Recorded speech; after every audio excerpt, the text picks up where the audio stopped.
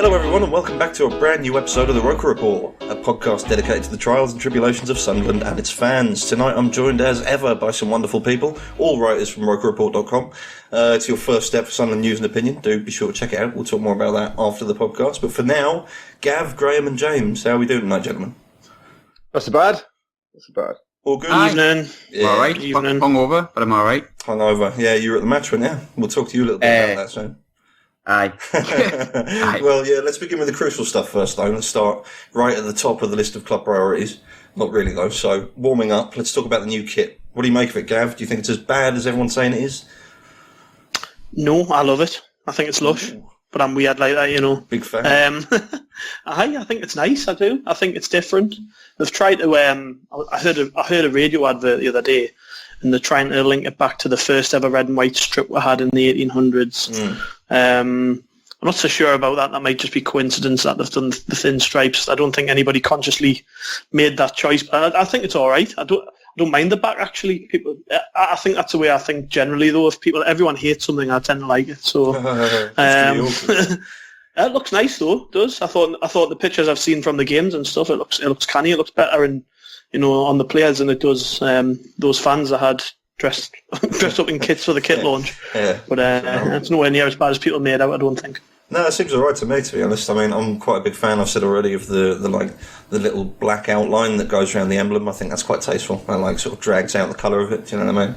But there is a lot made by some people over things like that, isn't there? Like, it is a really big deal to some people. Some people really do care that the kit's crap because it's symbolic of everything that they find already terrible about the club. I suppose some people just enjoy a big whinge. I don't know. A whinge about everything. It's just a kit. Honestly, I don't think I could care less. Like, if we win the league, we'll love the kit. If we get relegated, we'll all hate the kit. We'll cherish it, won't we? I suppose that you're absolutely right. It all depends on what happens. If it's a great season, then it'll go down in our minds as like one of the best kits ever, I suppose. I don't know. I'm not a big fan of the huge red panel on the back, but as you said, I'm not really that fussed. I suppose there is some small argument for the people that, because you get them that go out every season, they buy the new kit and it's like they're the first ones there to get it. Do you know what I mean? People like that, some people.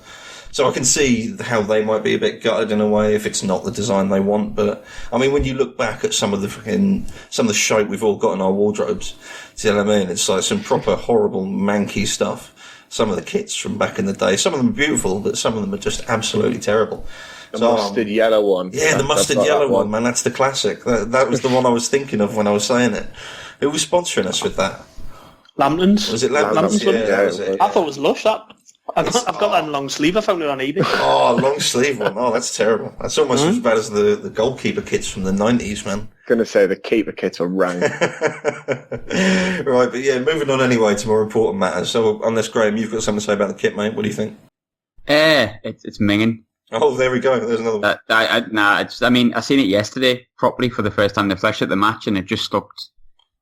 Oh, I don't know. Everyone's used the explanation for how bad it looks, but it's rank in the flesh. Like, I mean, it's a strip. It doesn't matter, but I won't be purchasing, shall we say? Fair enough. Well, each to their own. So moving on, we've got we're talking about Simon Grayson. Certainly the most important thing that's happened since the last time we brought you an episode. As we all know, things fell through with Derek McInnes, and then things fell through with a takeover. And it seemed like, I don't know, that Grayson was sort of waiting in the wings because it seemed to happen quite quickly, didn't it, Gav? The way that came together. Do you know what I mean? It didn't seem like something like they had to rush out and get someone last minute. It seemed like they were already prepared with Grayson. What do you make of it? I like what I've seen so far and heard. I think the most important thing that a manager could have done replacing David Moyes was to come and at least show the positive about being here, show that they're hopeful they can make a change, maybe touch on some of the issues we've raised, as a fan site and as all the fans have within the club. He wants to improve everything that's wrong with the place, which is, sound bites generally.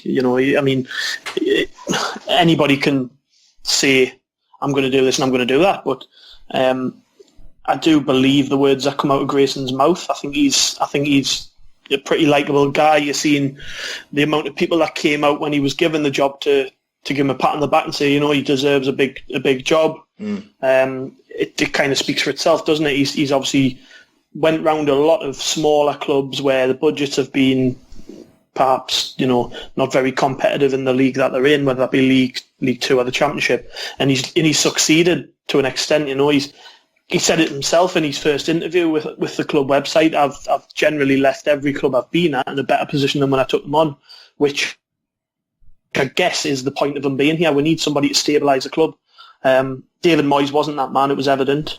I had pinned my hopes on Derek McInnes coming and maybe implementing some of the things that he had done at Aberdeen, but when the more you think about Grayson, he's probably more suited to the job than McInnes was, which ultimately makes him a better choice, I guess, in that sense. And even if he wasn't first choice, I'm fairly happy with the decision made. I just think that, you hear the guy speak, and he's obviously very, very, happy to be here, but of course he wants to succeed. Everybody wants to succeed when they get into a job, but you get the feeling that whatever he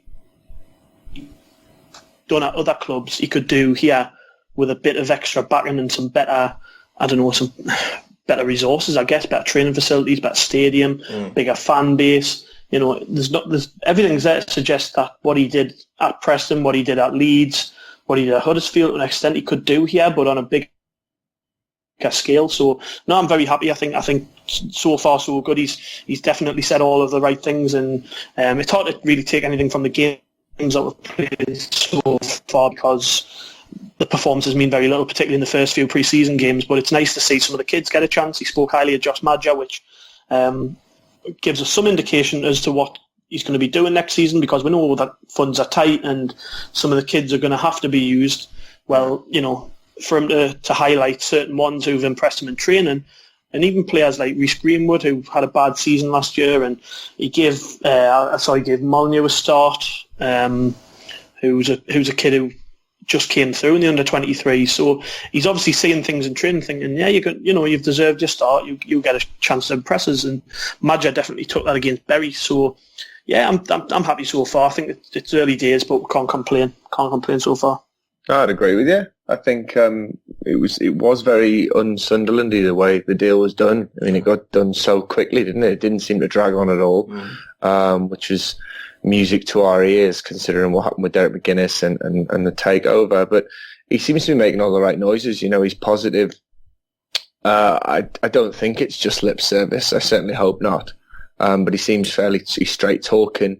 As Gav said, he seems really happy to be here, which we said this a few weeks ago. When Moyes was here, it seemed like he was almost doing us a favour by being here. He seems to see this as a really big step up. This is a big opportunity for him. And, that's what we need. I mean, if he can, there's certainly a better feel around the place already. Hopefully if we start the season well, that can only continue. The things he does with youth, I think's one of the main reasons I'm getting excited about his appointment, because so many of these young players don't seem to get a chance, and even within a few weeks we seem to have seen more of them than we have in the past few years, which is quite exciting, especially when you say Josh Madger looks a hell of a player. I know it's only pre-season, but he certainly does look he looks the part. I don't know a massive amount about his style of play or anything. I know he's fairly pragmatic, isn't he? And he's not necessarily going to play free-flowing football. It's not going to be tippy-tappy. He's renowned for a more counter-attacking style of play. It's quite direct. I know the possession for his side, especially at Preston, was one of the lower in the Championship last year. So I can imagine he'll want to bring in more pace, because if he wants to play on the counter-attack, our side sorely lacks pace at the moment. Other than Duncan Watmore, you really can't see where there's much pace coming from. So I assume he'll want to address that pretty quickly. He'll want to bring in some good wide players. To be honest, his style of football doesn't seem too dissimilar to someone like Peter Reid. If I'm honest, he seems to like to build up relationships between his fullbacks and his wingers, and plays very much a 4-4-2 formation. We just all got to get behind him. He's making all the right noises, and let's hope we can get off to a good start. Derby at home, so that's a pretty tough game to start with. they're a pretty well-established Championship side. Gary Rowett's had a little bit of time there to embed himself, so let's hope we can get off to a good start. What about you, Graham? What do you make of him? Yeah, I think when he first got linked, and it was a few weeks beforehand, I think, when we were after McInnes, and it looked more like McInnes. I was a bit underwhelmed by him, I suppose, to be honest, and I think I felt the same way when it got pretty much confirmed he was going to be the manager, because it happened that quick. I didn't have time to really change my opinion, but since he's been in this, at the match yesterday, and it's a pre-season, everyone feels positive generally in pre-season, but there was more of it wasn't doom and gloom like it has been recently, and it didn't feel like a chore, and he was always on the touchline shouting. He never moved from the touchline. I think he knows he's got a tough job on, but I think he arguably had a tougher job on at a club as big as us in Leeds, so he's not completely alien to it. And the things he's saying, just reiterating what Gavin and Jim have said there, effectively he's saying everything right, and I think all any of us want is someone who wants to succeed and understands how big the club is, and hopefully he takes it on and does a job and at least steadies us. And I think when you look on paper, the players he's looking at and the team we've got, with a bit of positivity injected into us, there's no reason why we can't go on to have a decent season. And for me to be saying that only 2 weeks ago, when I was kind of a bit more worried about dropping down the league again, obviously shows how much he has impressed me, and I don't think I'm the only one. I think the players he's been linked to are sensible. McGeady, sensible. I think Gradle's sensible. The two lads he's brought in from Everton, I think they'll end up being sensible buys as well. And you look at the team, and I think he knows what he needs to bring in. I think he's identified the right players, if rumours are to believe to be true. He spoke about it in the right way, but he seems realistic at the same time. And some of the stuff he's been coming out with about signing players and being honest, and when he said something along the lines of players have been here for the pay packet, not for the club, and he's definitely not going to be signing that. You can have sound bites, but I don't think you sometimes need to go that far, and he has done, and it's what the fans want to hear, because we know for a fact it's true. And he was on about Khazri and Kone Khazri and Lens, and he was saying, as long as they're here, they'll play hard and they'll work for the shirt. And I think he's actually been really refreshing. Yeah, he wasn't my choice, but I'm actually feeling much more positive. I think good appointment. Well done. Mm-hmm. No, I agree, and I think the style of play thing is a big point. For too long now, Sunderland haven't played like Sunderland. I think it's fair to say we've never, for a long time now, played with width. We've never played with pace out wide. Because that's what I always think about when I think of Sunderland teams. I think, graft in the middle of the park, but then players out wide who can create chances, and more importantly, can add goals as well. And how long has it been now since we actually had wingers? How long has it been now since we had centre midfield players that were capable of taking shots on and things like that? That's the sort of thing I think you'll add. Having looked at his Preston team, it was very much about having the big man up front, but his teams always have width, pace out wide, goals from midfield, which I think are the crucial elements that we've been lacking for a long time now. I think Duncan Watmore thrive under a manager like Grayson. I just think he's all work ethic, he's all energy, pace, and he has got goals in him. Yeah. And you just think a player like that could really kick on under a manager like Simon Grayson, who I think, if he was going to sign a player to play up front or on the wing for Sunderland, he'd target a player like Duncan Watmore, wouldn't he?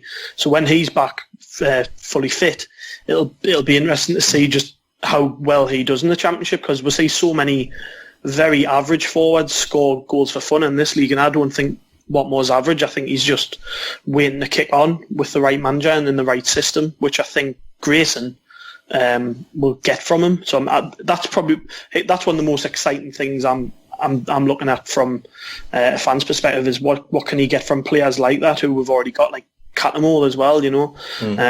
If he can stay fit, you'd imagine someone like that in a Grayson team would thrive, and it's going to be interesting to see what kind of players he brings in, because Browning and Galloway, I don't know a lot about them, but they come very highly rated, which is the most important thing, I guess. If they can add anything across the season, it's going to be huge, because they're coming from a club like Everton, where famed for producing good young players. So I'm pretty optimistic about his way of approaching things. I mean, David Moyes might have been slated for bringing players in from Everton, but I think in these two, it's a good chance for Sunderland to maybe take a step back and look at what got us into the Premier League before. And we've had to borrow from big clubs, young players before. Johnny Evans was a huge acquisition under Roy Keane. Danny Simpson was that season, to be fair. So yeah, Grayson's got a lot to do, but the early signs are promising, I think. Well, it's interesting talking about there hasn't been really much dissent about Grayson from any of you guys, but there are some who've said who have questioned the appointment, saying, well, what does he actually bring? Do you know what I mean? Sacked at Leeds, sacked at Huddersfield, not necessarily the most glorious of managerial careers so far. Do you know what I mean? But so it's more a case of he could possibly be the square to fit the square hole. Do you know what I mean? The square peg to fit the square hole for us. It isn't so much that he would manage any team perfectly, but perhaps that he's a really good fit for exactly what we're looking for. Do you know what I mean? Not too ambitious. Do you know what I mean? Not somebody who's going to come in and try and make rafts of changes to the club and demand that things be done their way. It seems like he's come in, he's put his arm around the players, which I think you mentioned earlier. But as well for me, is very important. For me, it's the most important characteristic of a successful manager is man management. Do you know what I mean? Because you can't get anything out of your players if you can't manage them on a personal, human level. It's so easy for Moyes to forget that, but also we've got to remember that we're using Moyes as a barometer for Grayson. Do you know what I mean? For what can we expect from? Like we're saying, he's making all the right noises, but what kind of yardstick is that? Yeah, exactly. Is that just a side effect of David Moyes being here and just giving us the worst news from day one? It's like anyone who doesn't say that, anyone who doesn't sink that low is going to be better than David Moyes. I don't know. I mean I was going to say, just quickly on, when people say criticise his time at, say, Leeds or Huddersfield, I mean, they've got to remember he got both of those sides promoted. Yeah. He getting sacked at a club like Leeds with an owner who is completely batshit crazy. It's, so many managers get sacked by him. At Huddersfield, he had nothing to work with as well. He's got promotions under his belt with Blackpool, Leeds, Huddersfield and Preston. I think... Yeah. This is a massive step up for him. It really is. But, he seems hungry. He seems down to earth. He seems to know what he wants from his players. He's a well-respected Football League manager. Now, we can't really get above our station. Let's suppose we are a Championship club now. And what we've brought in is a very solid, stable Championship manager. And if he's got more to work with here than he ever did at any of those clubs, and he made himself a relative success at those clubs. So what's to say he's not going to kick on here? I mean, I'm certainly quite positive. I thought what Gav said about Duncan Watmore is absolutely spot on. That's probably what I'm looking forward to most about this season. I think that lad could be, if we can get him fit and get him firing, and hopefully this injury hasn't taken away his pace, he could be the difference between a mid-table place and a playoff place, or a playoff place and an automatic place. It could be that important. That's interesting. Yeah, I would probably agree with that. So generally speaking, it's mainly about what he's achieved within limited ability, with limited ability at other clubs. Do you know what I mean? So I think there's a lot of, as you say, a lot of people will look to it and say, oh well, what's he ever done? But if you take a little bit of time to look at the situations he was in and how he dealt with it, sort of thing, then yeah, it's possible that he might be exactly what we're looking for. So time will tell for that. Jury's still out on it, obviously. We've still got a whole season to play first, but everyone's feeling pretty positive about it. But now moving on to something you guys mentioned earlier, Lens and Khazri is a couple of players we're going to talk about because of the way that obviously they featured in pre-season. Particularly with Lens, no one thought that was going to happen. I mean, there isn't to say that we can put too much to that. We can't say that it necessarily means all that much because at the end of the day, and we've got a threadbare squad as it is. You still need bodies to do a pre-season. Do you know what I mean? And if they've got nowhere to go, or if they're working out deals or whatever, it might make sense even to them as a favour. They've got to keep their match fitness up. You know what I mean? It's very important. So it could just be a professional courtesy. But let's ride the theory that it isn't just a professional courtesy, that there's something going on there, like Grayson was able to somehow have a little chat with them and say, look, this is where we stand now. I know you might not have wanted to play in the Championship. Particularly, Khazri obviously said he didn't want to play in the Championship. Do you know what I mean? Lens hasn't exactly been the most pleasant of people when he's been speaking about Sunderland of late, since he's been in Turkey. So what are we expecting? Gav, what do you think we can expect from that? Do you think it's reasonable to expect that there's a chance that Lens and or Khazri will stay? I think that there's a slight chance we'll keep Khazri. Although with him, I think you could maybe see Khazri taking part in the start of the season, and obviously you've got to remember that the transfer window runs through the first month or so of the season, doesn't it? So, if he impresses in that first month, shows he's fit, shows he's scoring goals, there's going to be teams sniffing around him, I've got no doubt about that.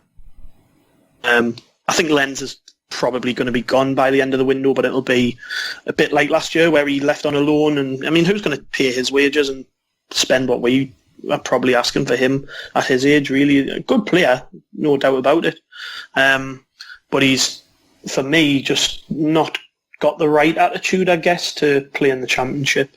Imagine if he could, if he did though. Imagine if his attitude was right, he would storm that league, because he is a good player. He's a I would say a top, I don't know, maybe 8 downwards Premier League player, and obviously at Championship level you don't have to be that great to impress, So Lens for me, I think will be gone, but Khazri is a strange one. I think there's a lot there that would suggest that he's pretty happy, at least for now, to be part of the squad. I saw the video when he was training with Josh Madja. They were playing some sort of shooting game, I don't know, in training, and Madja scored, and he runs over and does the old shoe shine celebration, and I thought, he looks like he's enjoying the training at least. Yeah. I mean, you can't take too much from it, but it will at least suggest that he's come back sharp and ready, and he's, he looks a lot leaner than he did at points of last year as well,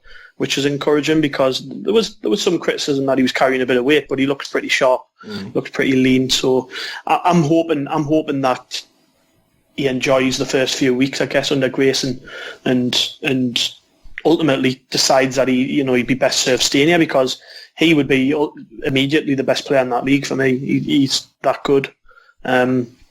But as I say, the worry in the back of my mind is that, he starts the season well, and there's going to be teams like Watford and Palace and West Ham, the usual suspects who sniff around clubs like us when we get relegated.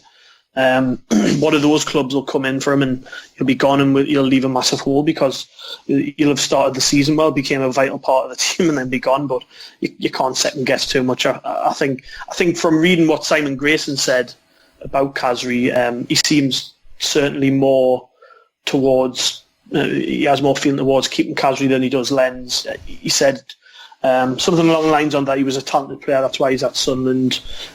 Time will tell if he stays, type of thing. But while he's here, he's part of the squad, he's got to take part in everything we do.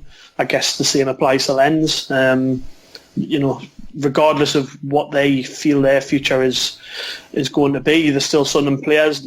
We pay their wages, they've got to act as part of the squad. And I guess the same goes for Gilabodji and Kone as well, because I don't really expect either of those players to still be here come the end of the window. But for now, they're pretty much the only 2 centre-halves we've got, bar John O'Shea. So, they've got to play, and that's it. The Sunderland players, at the end of the day, you're paid a wage to do a job, and that's to play football for us. And it doesn't matter who you are, you come into training every day and you work hard. And once your time's up, your time's up. But for now, get on with it, I guess. I'd absolutely love the irony of Jermaine Lens playing in the Championship. A man that said, I hope Sunderland get relegated so it's easier for me to move, then can't get a move. But I think he'll be gone. To be honest, I'd prefer him to be gone. I don't like his attitude. As Gav said, he's a fantastic talent. He's obviously got a hell of a lot about him, but he's certainly not the kind of player you need in that league. Again, as Gav said, with Khazri, he looks happier, he looks leaner, he looks fitter. I've only seen the highlights from the 2 friendlies, but there's moments of him breaking through the middle of the park with what looks like some real pace and purpose. He'd tear that league a new one. He'd be integral to us if we could keep him. I could see him moving to a Stoke or a West Brom, or just a mid-table Premier League team. But I'd like to see us have a bit of ambition and maybe keep hold of him and say, look, stay with us. If you can put an arm around him, he's well liked in the dressing room. You know, if you can keep him happy, he'd be a hell of an asset. I think Kone, I'd probably get rid. Again, I purely down to his attitude. He's a fantastic player. He's a hell of a talent. I think he'd be well suited to that league, but you're going to struggle to create the right kind of atmosphere when you've got a player who's wanted away for, over a year now. I mean, we're not going to get anywhere near the kind of money that we were going to get last year. I mean, he's been linked with Burnley now. So, I mean, he was wanting away to go to Everton. They've just spent about what seems like 600 million in the transfer market. And, he could end up at Burnley, which is even less glamorous than Sunderland. So, I'd like to see the back of him. I don't think Djilabodji will go anywhere, mainly because I don't think anyone will take him, especially on the kind of wages he'll be on. I can imagine him playing quite a big part this season. But for me, I'd really put your arm around Wahbi Khazri and try and keep him, because I think him in the Championship would just be, he'd be absolutely superb because he'll have that extra time on the ball. Well, I mean, the trouble is, though, if you were in charge of the team, we wouldn't have any players left, man. so this is the issue for me as well. Like, this is the problem that I have with the whole, like, it's bad attitude of whoever it is, whether it's Lens or Kone or anything like that. Like, I do agree, no one likes players with a bad attitude, and indeed you can't utilise a player properly who has a bad attitude at the time. I'm curious to see if it isn't a case of, understanding what and knowing what we know about the situation under Moyes. I mean, to be honest, we know precious little still about what the issue was between specifically Khazri and Moyes, for example. But presumably he shared the same relationship with Lens, and do you know what I mean? And it was all part of that same issue. Like, yeah, but I would say that someone like Jermaine Lens has such delusions of grandeur. I just can't imagine him playing in the Championship. Maybe Kone at a push. But even then, Jermaine Lens won't be here. Like, he'll be back to Kone's got a look on his face constantly, like he's not happy to be there, but he's just accepting that he's there. Do you know what I mean? He's can't do out now. The way his eyelids are always like half closed. He looks stoned for a start. He always looks a bit stoned when he's on the pitch. But I don't know if it's that or what it is, but he's just he always looks like he's just okay with it. He's just a really relaxed, passive guy for such a giant of a defender. But as I'm saying, like what you said earlier about having an arm put around them, I think there's more to these stories. Do you know what I mean? And there's more to the attitude of it, like specifically with Lens saying that I hope they get relegated so I can move. That isn't I hope they get relegated because they're a bunch of arseholes. Do you know what I mean? I hope they get relegated because I hate the club. I hope they get relegated so I can bloody move, because it sounds there like he's tied into a contract that no one's going to be able to come and save him from. Do you know what I mean? Like, I need them to go down. I need them to become desperate enough to sell me. So for me, that's like, if you even with those delusions of grandeur, I mean, surely you can convince these players if you give them this idea, this concept that we're pushing for something, even if it's for a year. I mean, it's the same argument in a way that I had about keeping Pickford, but regardless of that, that's gone, boo-hoo. But on the same level, like, if you sell this idea of being stronger immediately, even if you don't really believe it as the manager, you know, even if the manager and Ellis Shaw and Martin Bain have all sat down, as they undoubtedly have, and said, look, realistically, I need 2-3 years to do a job here. If they hadn't done that, I'd be pissed off. So I'm sure I'm going to give them the benefit of the doubt and decide that they have done that. Even if that is what you really know, I think you should still go out to your squad. Be like, look, we've got to try this on the first go. So I want the best from everyone. Immediately, and then I would personally go into that dressing room and I would put my arm around every single player that had been an arsehole, even if they'd been an arsehole for 2 years. I would put my arm around them and I would give them whatever they want. Do you know what I mean? Because on the one hand, you can't cow to players, to player power necessarily. You know what I mean? You can't allow this like. What's the word I'm looking for? This, poor dynamic to exist within the dressing room where the players dictate what's happening, or you're treading on eggshells around them, or you're constantly going out of your way to deal with the diva. But certainly with the opportunity that he's been given, that every new manager gets, similar to how the youth team get the opportunities. Once you get a clean slate to begin with, I think that's very important. And the idea of as we've said, Lens is a brilliant player. Say brilliant, is a very good player. He's an obvious talent. I think it's a personal thing, isn't it? Couple that with the idea that it seems like he's stuck in this contract. He doesn't feel confident that he can leave immediately, or it doesn't seem to be that way. It seems like he wants someone to save him that isn't going to. So it seems entirely in our court. I think we'd be foolish to not make every effort to, you know what I mean, put that arm around his shoulder. But Graham, what do you make about it? I think it's very much two different personalities, or three if you're including Kone in this as well. And I think you can never know what's going on in somebody's head. But you mentioned about German Lens yesterday, and when he was warming up, he warmed up in front of the away fans, and you could just see he just couldn't be arsed. But then he comes on and scores a goal like he did, and you can see he's got obvious talent, I suppose. But it just, if I'm honest, I don't want people like Kone and Lens at the club. Like, I just don't. I don't want to give them another chance because I just don't see any end game to that. I'd rather have someone who wants to be here, and I know that maybe you might lack a bit of quality with that. But then on the flip side of Khazri, for me, he was head and shoulders above everyone yesterday. He was class, and I think he's a good player. And I think the thing I like about Khazri is he's probably been treated worse than Kone. Well, Kone hasn't been treated bad at all, but he's been treated worse than German Lens, and Lens has came out and said things that, well, we know what he said, we know what his attitude has been like, but Khazri's never really whinged, really. And he wasn't treated that well. He was signed in January for 9 million, had a good season, came back, was effectively told, I think he's a bit lazy. He doesn't do enough in the 5 minutes he's on the pitch. And yet he's never really came out and complained, and he seems to have a smile on his face. He seems to put the effort in yesterday. He was still tracking back yesterday in a testimonial game effectively. I think Khazri's someone you could put an arm around and say, look, you could be our star player. I know it's not the division you want to be in, but the fans take you, the club like you, we'd like you to stay. I reckon it's feasible you could keep Khazri, and I'd be comfortable with that. But people like Kone, who pissed and moaned for a season about going to bloody Everton, you're not good enough to go to Everton. Never was. And people like Lens, nah, not for me. I'd rather, I think if we get McGeady in, someone like Gradle and Watmore comes back to fitness, I don't think we necessarily need Lens. I think obviously we need some centre-offs at the moment. Kone has almost been forced into playing, but nah, if you don't want to play for Sunderland even a little bit, which they evidently don't, I don't think, I don't want them at the club. And it's simple as that. I've had enough of watching people like that, and I don't want it anymore. So yeah. Nah, not for me. But I think Khazri, I would actually work really hard on keeping him, because he could be the difference between us possibly pushing for like a playoff place or just being mid-table, because he's obviously way too good for the Championship, and I think his attitude's relatively decent.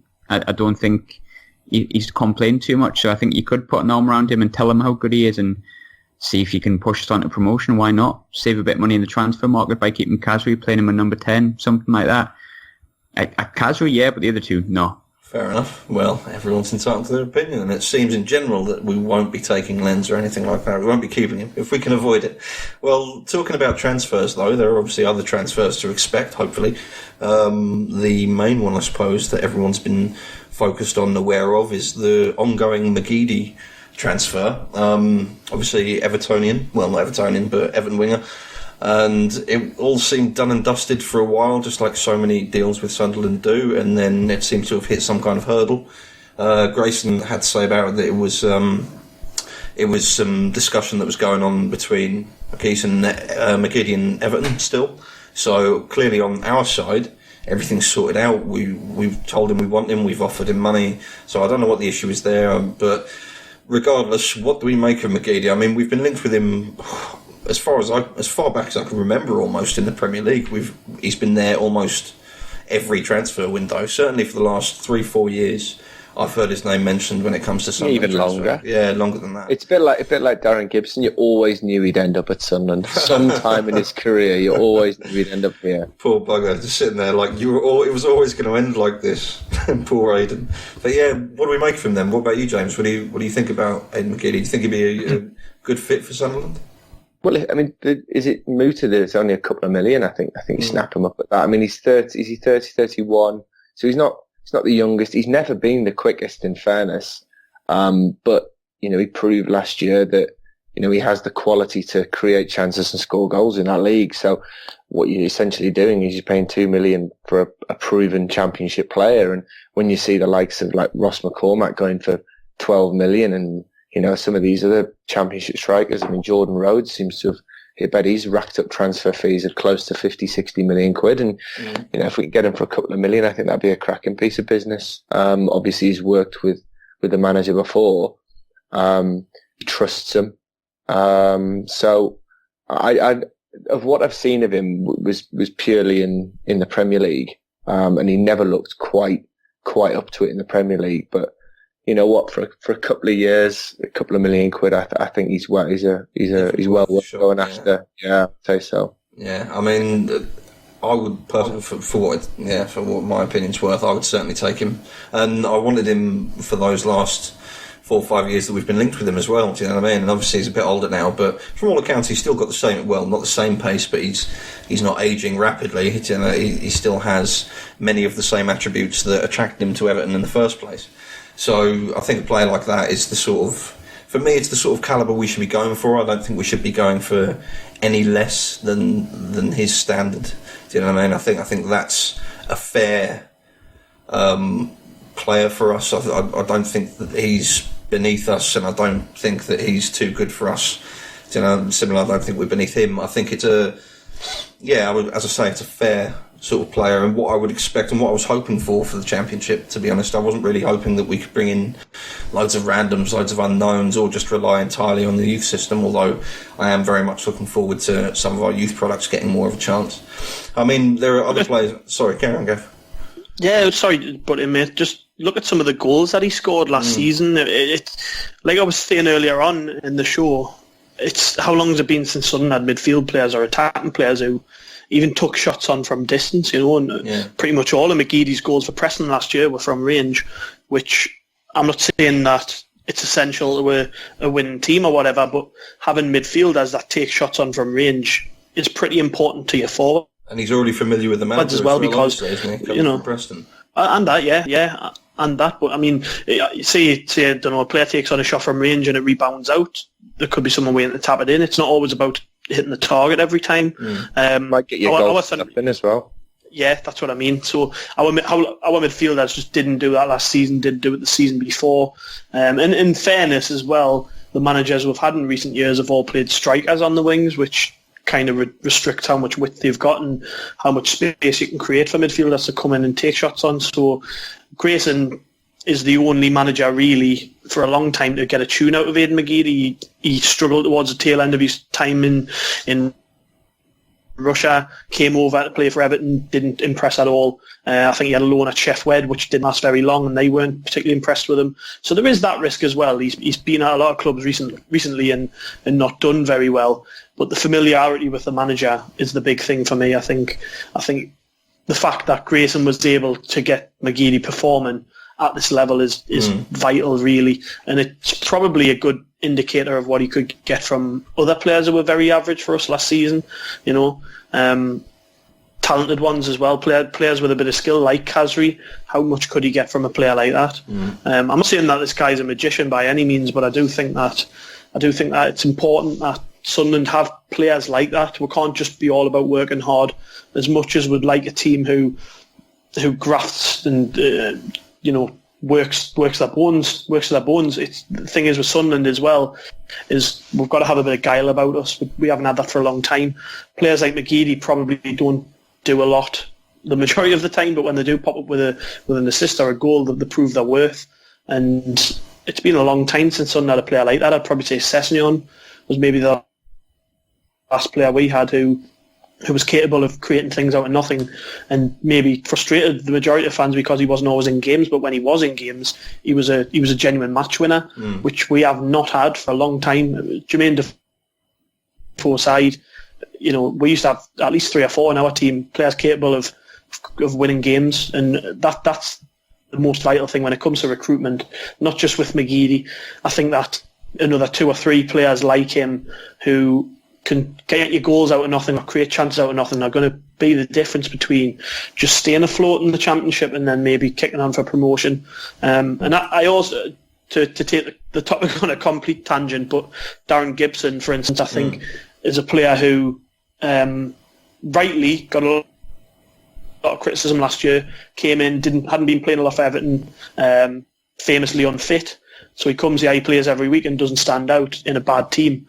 I wrote something on the site this week actually about him, just mentioning something I think is fairly important. I think his role when we drop a league is going to change massively, really, because majority of teams who play Sunderland are going to be on the front foot in the early stages, but later in the game when you need to tire them out and you need to keep the ball, players like Gibson will come in handy. You know, he's not a pressing midfielder. He's not going to chase around and win the ball back for you. But what he will do is get it into nice attacking positions for your wide players, and he always plays forward. That's what I like about Gibson. You know, he does have many shortcomings, but he does like to play a forward pass, which is a rarity these days. Seemingly, you know, having watched players like Colback and God knows who else, sideways, backwards passes. It's nice to see a midfielder put his foot on the ball and try and create things. So I think when Sunderland have got to play a little bit more expansive in the Championship, with players like McGeady and Gibson, you can really carve teams open. And I think that's with Gibson, I would if the team around him was the right to suit his style. You know, I think players like I don't think we're going to see much of Cattermole, as nice as it would be. I don't think he's got 46 games in him. Rodwell, I think, is going to have a part to play whether we like it or not, because who's going to take a 60 grand, you know, of his wages off us? Really, that's the first thing. He's the only player who didn't get a wage every sodding year, isn't it? Yeah. Well, we stuck with Rodwell for another season because no one's going to take him. It's like this is going to go on forever until he dies. How long's he got left? Can't be that long. He must have just a permanent contract. I think he signed a 4-year deal in 2014, so he might only have a year left. Yeah, but I mean, you know, Gibson though, I think I would start him provided the players around him suit him. I'm not saying we have to build a team around Darren Gibson, but if you have players like McGeady and Watmore, and then maybe an Ndong next to him with the energy who can do all the picking up the pieces and the ratting around, winning the ball back, yeah, I think a player you can afford, a player like Gibson who gets his foot on the ball and does the nice stuff. I likened him to John Joe Shelvey, and I know that might turn a lot of people off, but you look at how bad Shelvey was for Newcastle in the Premier League, drops a level, they start holding on to the ball more than they did in the Premier League, and suddenly a player like Shelvey stands out a mile because that's what he's about, getting his foot on the ball and playing 30, 40-yard passes to feet. In the Premier League, teams like Sunderland and Newcastle can't do that because we're not good enough. But in the Championship, when we're a step ahead of our station, I guess, maybe, against the majority of teams anyways, Darren Gibson's going to have a lot of time on the ball. It's a bit like what was said earlier with Khazri. In the Championship, he'll stand out more because he'll have more of the ball. I think that's the same with Gibson. I think he's going to be a big player for us. And I know that a lot of people will disagree with that. But I just think you've got to give the guy time. He didn't get off onto the best footing with Sunderland and came here. I don't think he was fit. Playing in a failing team for a bad manager who played a system that didn't suit him. I think you're going to see a different side of him in the Championship, and I hope that he proves a lot of people wrong and proves me wrong, really, because I slated him a lot of the time last season. But I do think in the Championship, Darren Gibson's got a lot more to offer us. I mean, my only concern would be I reckon he could only play in a 3-man midfield. I think purely because it's such a hustle and bustle league. My concern would be if you're playing a 2-man midfield, which Simon Grayson often does, is he going to be mobile enough for that? Are we going to get a bit overrun? Are you going to have to maybe get some wide players to tuck in, to cover for it? That's probably something that you deal with on the day, isn't it? That's probably something that you'll deal with in a minute tactic change or something like that. I mean, I can see Gav's point in that. Certainly, on paper, if the players we have in midfield all do if they all excel, if they all achieve to the point that we know that they're capable of achieving, then it's a blinding midfield, really. Like that midfield described, like assuming McGeady comes in, having that sort of setup, McGeady, Watmore, and Gibson, who's actually on a good day, do you know what I mean? And Dong in general, who's a quality player, as we know. I think that's pretty solid. That's better than I would have expected when we got relegated. Do you know what I mean? But that's a lot of ifs. That's assuming everything comes together and everyone can play well. But talking about transfers again, I mean, some of the other players we've been linked with, Max Gradel, Snodgrass from West Ham. I said, but Snodgrass, I mean, like, I've been the first one to call him an absolute weasel because, he's that kind of player that, everyone else hates Lee Catmull, but we love him. Like, I reckon Snodgrass is like that. Everyone hates him because, like, obviously he's a bit wily. He wins cheap free kicks. He gets scrappy goals. Yeah. But I'd absolutely love him here. Well, I think his season so far at West Ham, do you know what I mean? That was a massive, massive flop. I think we can certainly all agree with that. It's terrible in a way, really. 15 appearances for West Ham since he signed, no goals. I'm not sure if he's got any assists. I think he might have had an assist or two. Do you know what I mean? But for the money that they bought him for, wasn't it like 10 million something? Yeah, that was a strange signing. It was a very strange signing, wasn't it? Wasn't he Payet's replacement? How would you replace Payet with Robert Snodgrass? Snodgrass is a good player. Yeah. Don't get us wrong, but you're on about replacing like probably a world class playmaker with Robert Snodgrass. It was always set up to fail that. But I don't know if there's much in the link. There certainly hasn't been a great deal about it other than a few, paper talk and stuff. But he's worked with Grayson before, proven at this level, scores goals. He was very good for Hull even in the Premier League. I'm fairly happy with the players we're being linked with. You've got to look at the selection that of players we are being linked with. Regardless, if we sign Gradle or Snodgrass, those are the type of players that we do need to sign. Yeah. Not quite Premier League quality, but a bit like I'd go back to Newcastle, probably the second time I mentioned them. But signing even the guy from Bournemouth, Matt Ritchie, that's the kind of player he is, isn't he? Really, it's exactly right. That player that can't quite make it at Premier League level, but absolutely excels. I think like both of those signings, I can imagine someone like Snodgrass wouldn't come off unless we sold Khazri. I don't think we probably would have the budget to have, because he would probably come in as our top earner, other than Rodwell. But I can imagine he'd probably come in as our top earner. He'd certainly be the star name in our starting 11. I've not seen too much of someone like Max Gradle. I mean, we've heard great things. Did he pick up a nasty injury? Yeah, he was there for a season, then got as you say, got injured. His knee. Yeah, done his knee in. Yeah.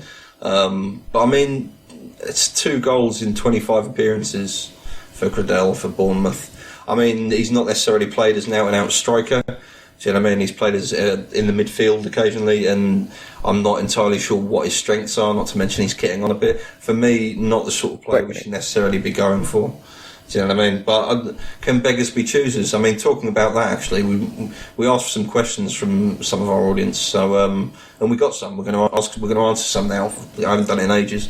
But we've got some good questions. Sometimes we get some terrible questions and I just can't be bothered to answer them. But these are some good questions. So on this subject, we've got one from Zach McCaskill. Is our budget a lot bigger than we first thought? Players like Kone, Khazri and Lens not being pushed out and getting linked with Snodgrass and the like, for example. Well, since we're speaking about it, we've already covered Kone, Khazri and Lens, and the idea that, to be honest, the reality of us keeping Lens is probably not as green as we first may think it is. So I don't think we have a large budget. I think, like was covered earlier by Gav and by James, about how much we actually need these players, or rather, as Gav said, they have to play for us, they have to show up.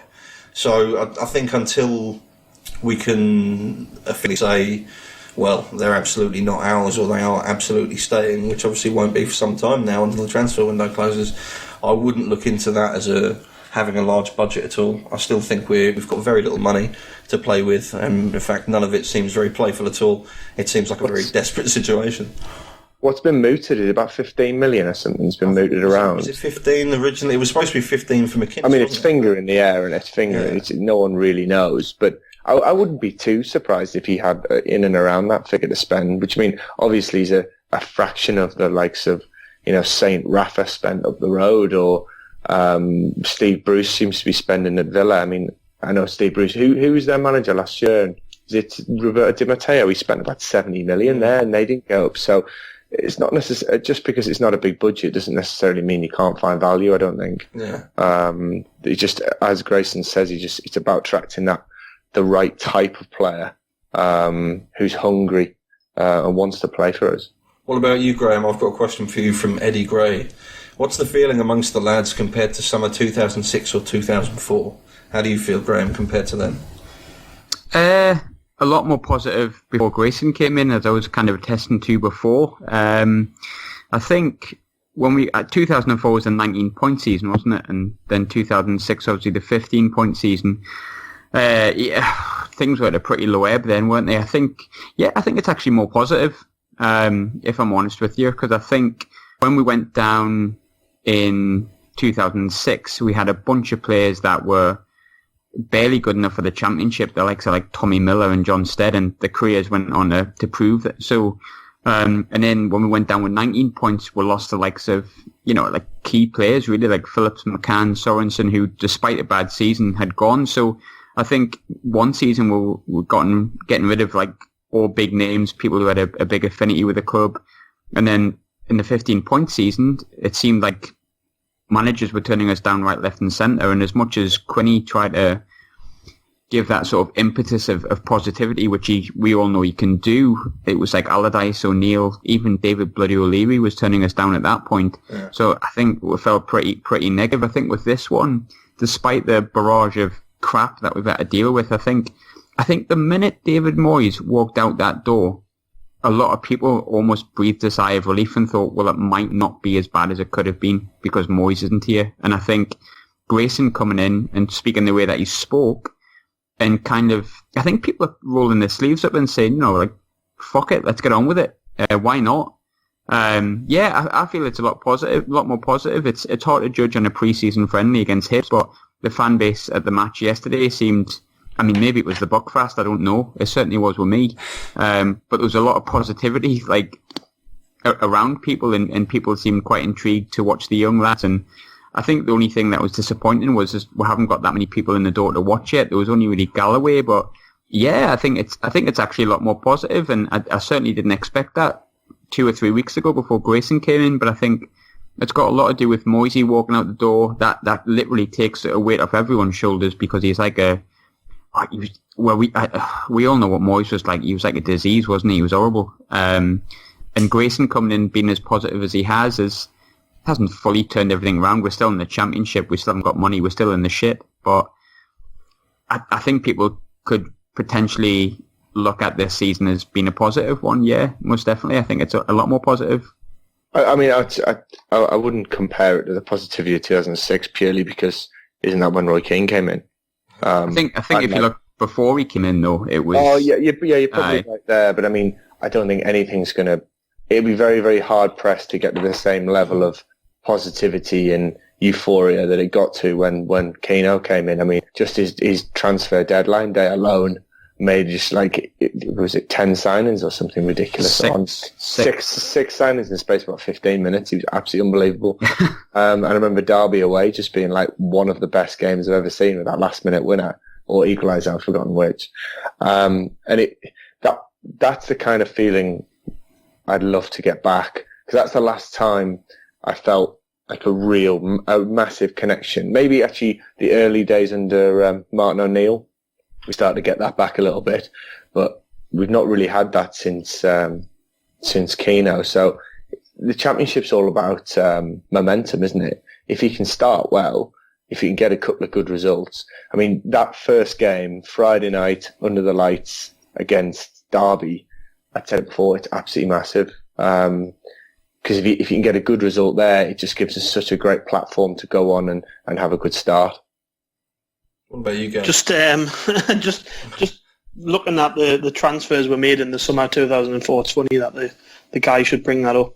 Can you believe we actually got promoted? For example, Stephen Elliott on a free, good player, but a free transfer. Carl Robinson. Yeah, he was massive that season. Carl Robinson from Portsmouth on free. Dean Whitehead from Oxford on a free. Liam Lawrence from Mansfield on a free. Stephen Caldwell from Newcastle on a free, Mark Lynch from Manchester United on a free, Neil Collins from Dumbarton. That was our summer business.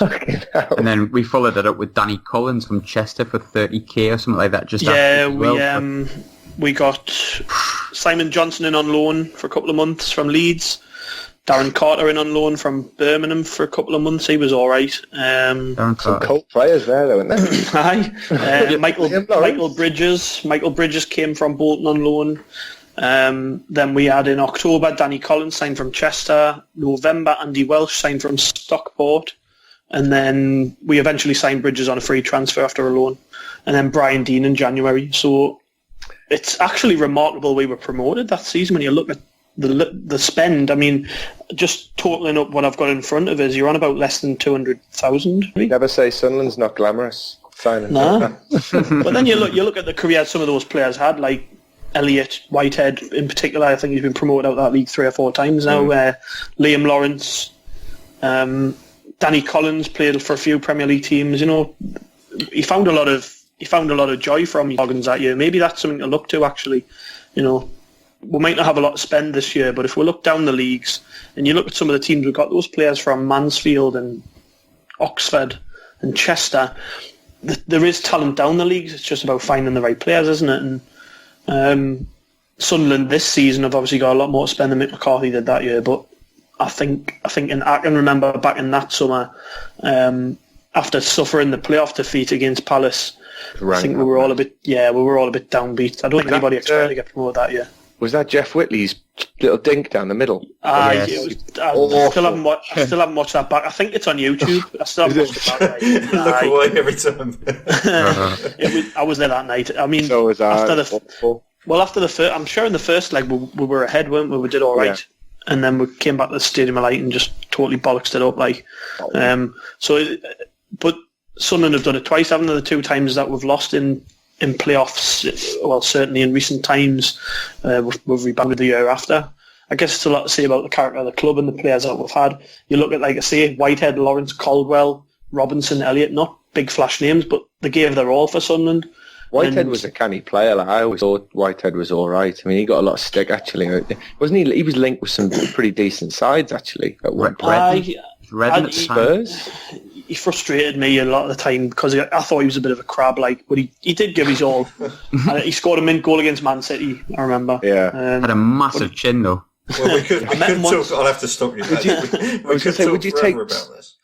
Would you take someone like Daryl Murphy back? Yes. As a squad player? Because I'm sure you could get him, like... If he hadn't been to Newcastle, maybe. I feel bad saying it, but I'd take him. Doesn't it? He doesn't wash out. The Musk of Newcastle. Right, but moving on anyways, we could talk about the old days. So yeah, in answer to your question, no, we're not feeling quite as optimistic, but we can certainly remember the optimism. We've got another question. I'll field this one to you, Gav. This is from Only One Kino. Why are 2 of the biggest culprits in the demise of our club still here? Hopefully O'Shame and Clattermole won't have their own way under Simon Grayson. Now, Only One Kino, you 0 points for your awful punnery. But aside from that, we will answer your question. Gav, what do you make of it? Why are O'Shea and Clattermole still here? I nearly said Clattermole there as well. They're still here because they're good players who have professional attitudes, I suppose, on the training pitch. I know there's a lot of people who don't have time for the pair of them, allude that they are part of the problem, this rotten core, but we all know the rotten core thing's a load of bollocks, really, isn't it? It's just it's a way of placing blame on what's gone wrong at Sunderland over recent years. I don't believe that Clattermole and O'Shea are bad characters to have around, or so many managers wouldn't have had them as their captains, wouldn't have had them as their leaders in the dressing room.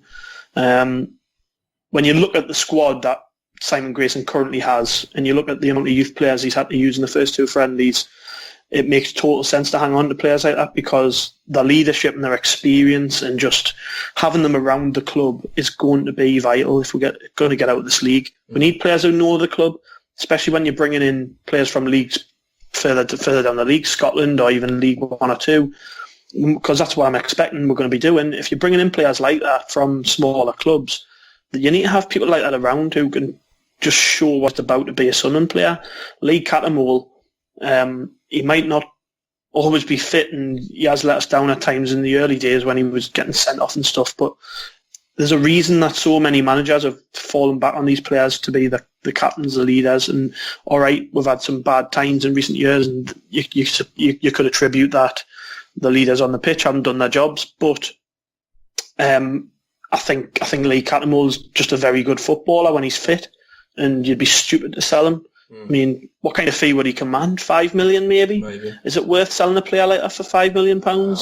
I mean, no. And John O'Shea on a 1-year deal seems pretty risk-free to me, because I know Jimmy Lawson, who's normally on the show, he's totally against the notion of giving O'Shea a new contract. But at the end of the day, the guy's been there and done it so many times.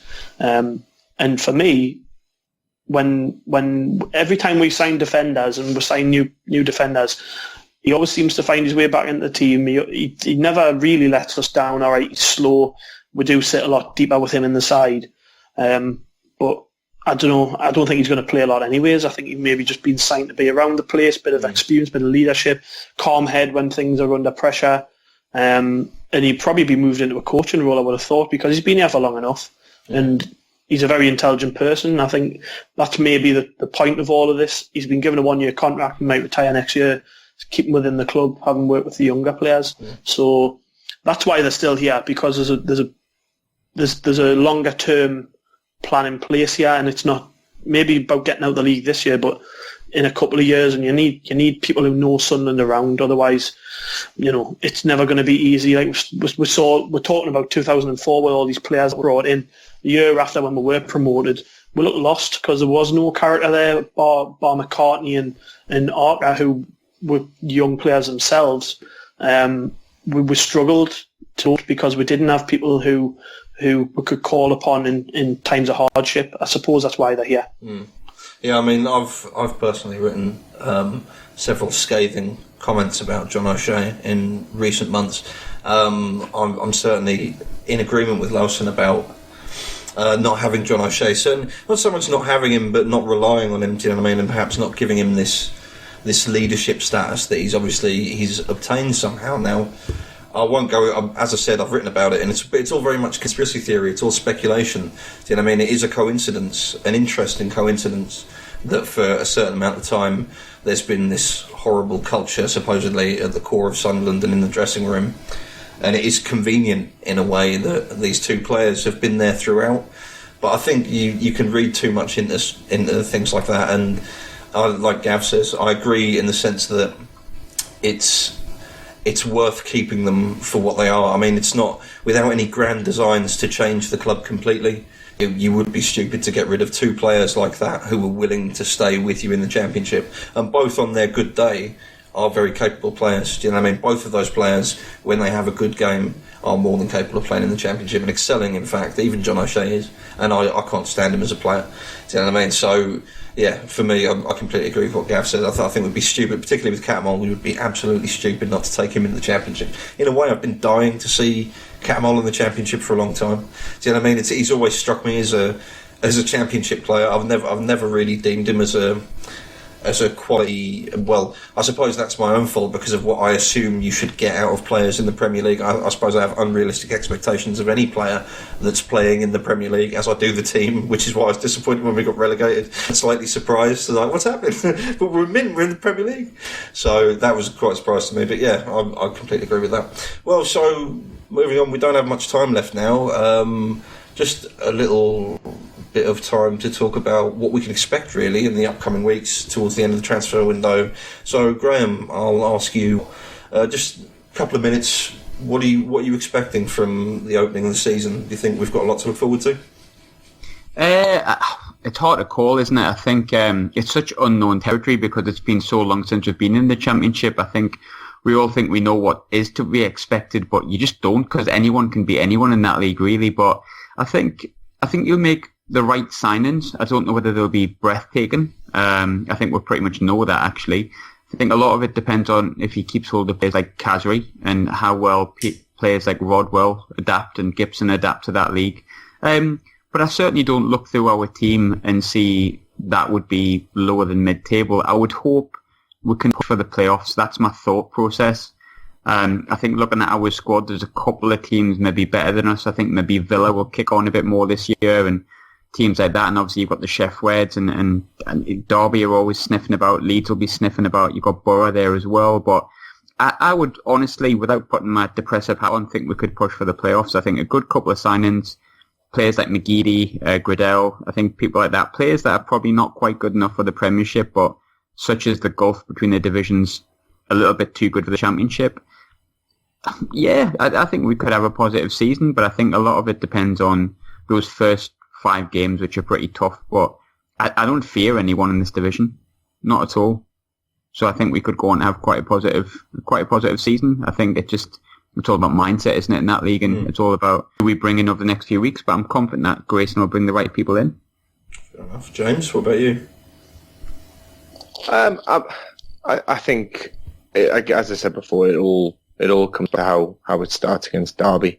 I'm pretty confident, that if you can make a couple of good signings, and try and bed in a couple more of these youngsters, we can make a really good go of it. I'm certainly behind the manager 100%. And if we can create some sort of, siege mentality, as it were, I think we could certainly make a push for promotion this year. There's no reason why we can't. Sunderland's a massive club, especially in the Championship. I think most teams will be looking at us and thinking, well, they should be in and around the playoffs at least. So let's be positive. I think we can certainly make go of it. What about you, Gav? Yeah, pretty much what the lads have said already. I think it's important that we get recruitment right and we have the players in place before the season starts, because we have such a tough start.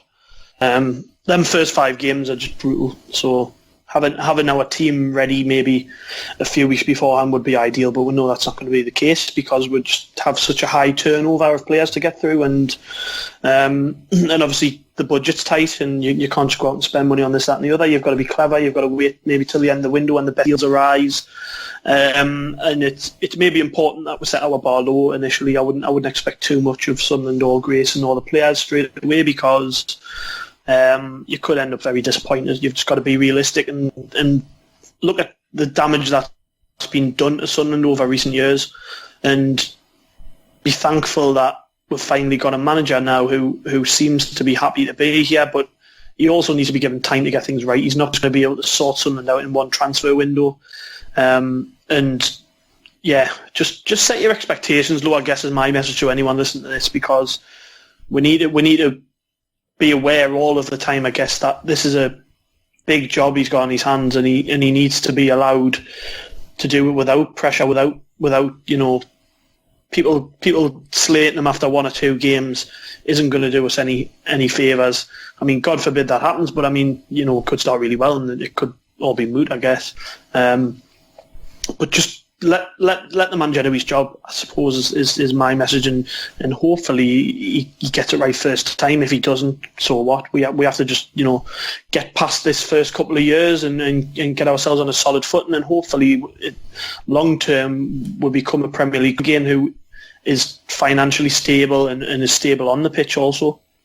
Fair enough. Yeah, well, I would completely agree with that. I think it's best to keep our expectations relatively low, but certainly hope for the best. You know what I mean? At the end of the day, that's all we've got. It might be what kills us, but it's also all we've got. Well, thanks very much for joining us for this. Thanks, lads, for giving me your time and helping me out with this. I just want to say to our readers, here on the Roker Rapport, we started out very small. Obviously, as a division of the Roker Report, which you should go to for some absolutely fantastic opinion from fans for the fans, opinions about the club and speculation about transfers and everything. On a daily basis, we pump out quality content. So I would absolutely strongly advise you to go visit that. Just to those of you who listen and subscribe, just want to say thank you, really, because it went from dozens of you to now we have thousands of you tuning into every episode, which is quite incredible, and we're just really happy and grateful that you enjoy what we've got to say. We enjoy providing you this free service. Don't forget it's free. If you want to donate to us, you can always do. No, not really. You don't have to donate any money. This is just off our back for you. So yeah, thanks very much for joining us. Don't forget, now that we're coming back into the new season, not quite yet, but the next episode will spell the beginning of a regular from us. we can stop being lazy because there's actually things happening, which is fantastic. So yeah, don't forget you can subscribe to us on Acast and iTunes, and do visit www.rokerreport.com for some brilliant quality content on the day-to-day. Yeah, that'll be all from us, and we look forward to giving you a new episode sometime in the next couple of weeks. Enjoy yourselves and enjoy the football. This is the Roker Rapport signing off.